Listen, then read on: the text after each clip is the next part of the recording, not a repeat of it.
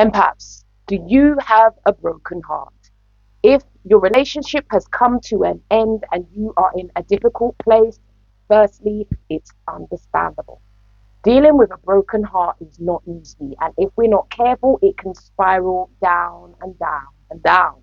And if this repeatedly happens to you, if you keep finding yourself in one way relationships and your dreams and ambition never materialize, this video is for you. It's your girl, Keeley Taverner, psychotherapist who's passionate about helping my empath crew navigate difficult one-way relationships.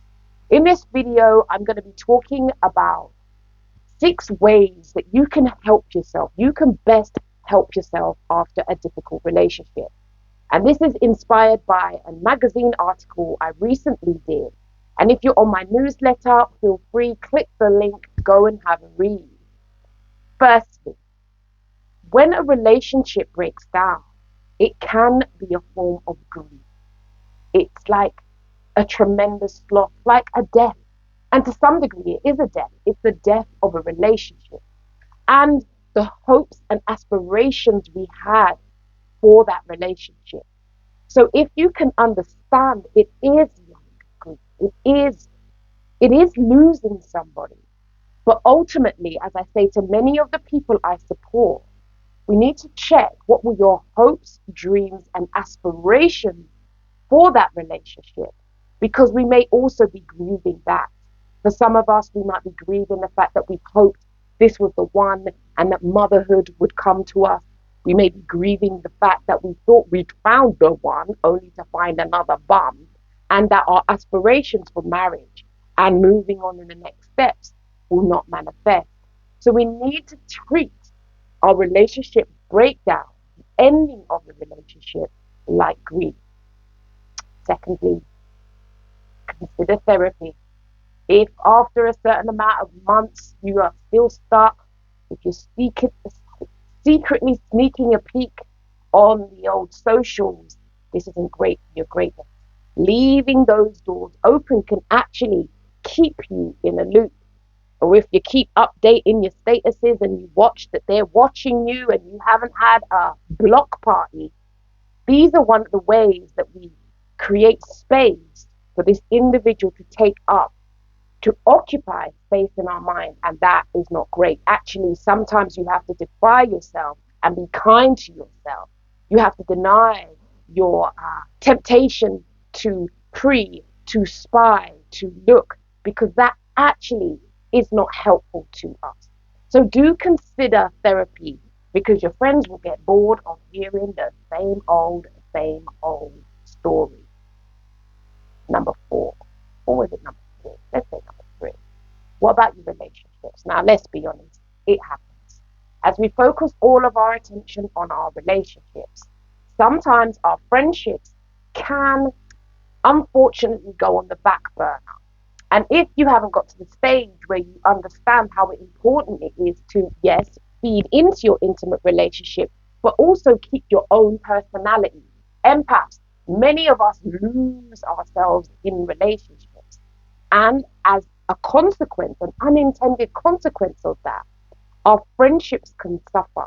So who might you need to reconnect with, reach out to? Now, some of your friends are going to be telling you, oh, I ain't heard from you. Clearly, I only hear from you when you have breakups. And if that's the case, take on what the people close to you have to say about you. That may not always be comfortable, but this is one of the ways that we can strengthen relationships. Family relationships. Who might you need to reach out to, have a day with, a spa day, a chill day with? Because sitting in the doldrums, duvet day after duvet day, Netflix binging, Uber eating, ain't great for your greatness. And that is highly likely to take you further and further down. Number 4, if you're stuck in your head, contemplating, crying, weeping, filled with grief, totally understandable. However, one of the ways to get out of your head is to get into your body. What might you need to do? As we all know, exercise is great for us. But sometimes when we ain't feeling so great about ourselves, these things fall off. I'm informed by polyvagal theory, And that theory is really pushing us to understand more about the body-mind connection. When we overthink and underdo, we get stuck. Coulda, woulda, shoulda, we go down memory lane. Some of us are scrolling through the old messages, rereading them, and that can just take you further and further down. Maybe you need to get into a little dance class, join a cycling club, a running club, do something you've never done before. Take this adverse experience as an opportunity to get outside your comfort zone and do something different. And don't always think that you should feel like doing it. Don't get caught up in that feelings then. Because if you just stayed in your feelings, you wouldn't even get out of bed and have a wash, much less. So sometimes we acknowledge how we feel, but we can still act in spite of that. Take the time out. Some of us click, click, boom, bam, we're back on the old dating scene, swiping to the left, swiping to the right. And actually, it might be important for self-reflection time. Now, this is especially true if you have a habit of ignoring red flags and going full steam ahead only to end up in another one-way, give you all, get nothing back in return relationships. For some of us, we need to check ourselves because slowly we are wrecking ourselves because we won't do the inner work, the reflection work. Lastly, if you don't like yourself, if you have low self-esteem, this is one of the reasons why we are looking to compensate in our intimate relationships.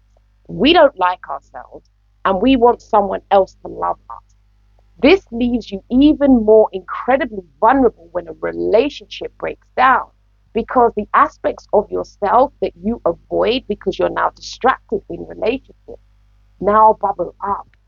This is where we begin to see how much we may loathe and hate ourselves. And I get it, it's understandable. This is an unwelcome opportunity to do the work on ourselves, begin to check ourselves. Some of us love a wrong un, and some of us perpetually go the wrong types. I hope this video and this message is of value to you.